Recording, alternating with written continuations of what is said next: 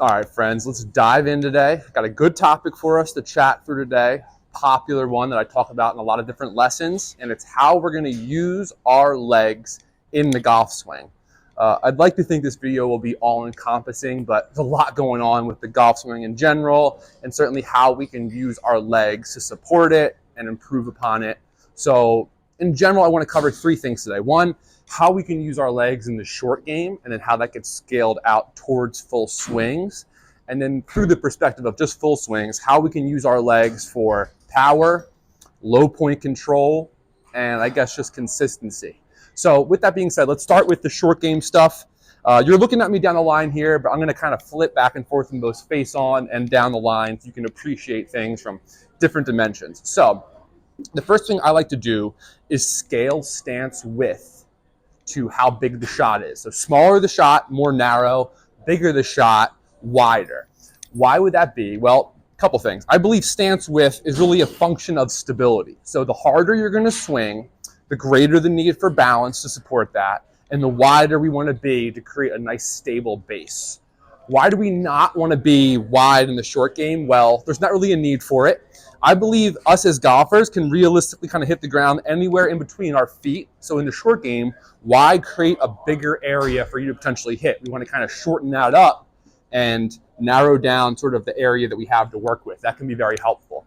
Also, to ensure that we're going to make ball first contact with all these clubs and shots off the ground, we want to make sure that the majority of our weight is in our lead leg. And in the short shots, it's easier just to preset it there, kind of turn and turn back and through. As the swings would get fuller and fuller, you would get a little bit wider with your stance, a little bit of weight would work into the trail leg, and then back into the lead leg for extra power. Weight shift is really only a function of adding speed. It would be like if I'm throwing a ball to you, flat-footed, and then we get too far away from one another. So to make that distance easier to cover, I start stepping into it.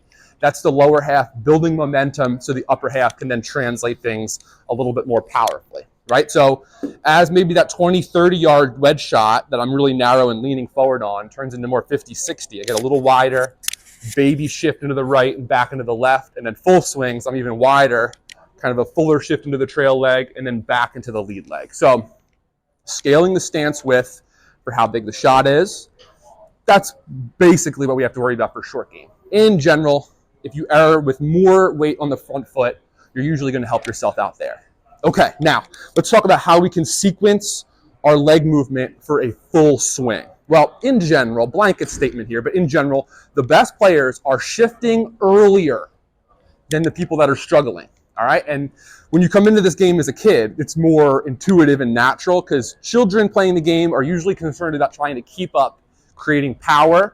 So they don't need help activating the legs. Usually they need help kind of controlling things, but careful what you do there, separate video. And then adults tend to be more concerned about not missing, so their legs are much less active. They're just kind of there for support, and the upper half just kind of moves back and through. Good things happen from the ground up. We want to remember that. So you could think of your leg work in 4 steps, right? It's here, let me start by saying, our legs are really here in a full swing to help us improve upon the pivoting motion of our body. So your legs can help you turn, all right? We'll distill it real simple into 2 things. You're going to shift kind of from front to back, left to right with this leg action. And then more importantly, potentially for a lot of us, the change of flex of our knees is really what can help us turn the hips, right? So generally speaking, when we see a golfer with a really big hip turn, you're also going to be able to see some space in between those knees from a down the line perspective. That's a good sign, right? If you're trying to make a bigger turn, straighten that right trail knee, let the lead knee flex a little bit more, and then you got that space. Naturally, that's going to turn the hips and then the shoulders more, okay?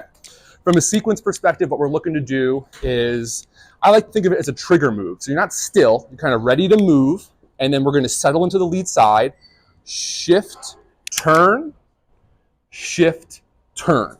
1, 2, 3, 4, like a dance move, right? I'll show you from down the line. Ready to move, and then I'm going to shift into my right leg, turn back, shift into my left leg, turn through, okay? I don't want to get too deep into the weeds, but there's 3 kinds of forces that are occurring with this lower half creating movement in the pivot. Lateral, we talked about that. Rotational, We talked about that. There's also some vertical here. I think the easiest way to think of the vertical is to think about it with the rotation, right? So the best players are tilting in the opposite direction that they turn. So I'm going to shift into my right leg, turn to the right, and tilt to the left. With that tilt, I can feel my right side extending up. There's the vertical. Now, the best players, this is where we're getting a little bit more into the weeds here. This is good stuff. The best players recenter and get that weight moving front and down a little bit early in transition, right? So I'm kind of cruising into this left foot as the club starts down. The earlier I get that weight forward, the more time I have now to push off that lead leg, right? So the best ball strikers are really straightening this lead knee and pushing up through impact. That's that vertical ground reaction force we hear about sometimes. The people that are struggling, certainly the people that are hitting more ground first, there's going to be a lot of this late push into the ball, which means we probably could have benefited from sequencing all this, getting into the lead leg earlier. Okay, let's recap. So we're going to scale the stance width based on how big the shot is. So, narrower for shorter shots. As we're getting into a big, wide, kind of fuller swing, early shift into the trail side, use that to turn. Early shift back into the lead side, use that to turn. So more movement creates more speed. There's the power. Also, the earlier you get into this lead leg, the easier it is to make sure that you're catching ball first so we can avoid some of the chunk shots we experience. And in general, the body, the trunk, is more powerful like we talked about, but it has less degrees of freedom, right? So when I'm relying on these hands and arms and wrists, they can go anywhere. But when I'm really using this body to drive the show, it tends to keep things a little bit more on plane.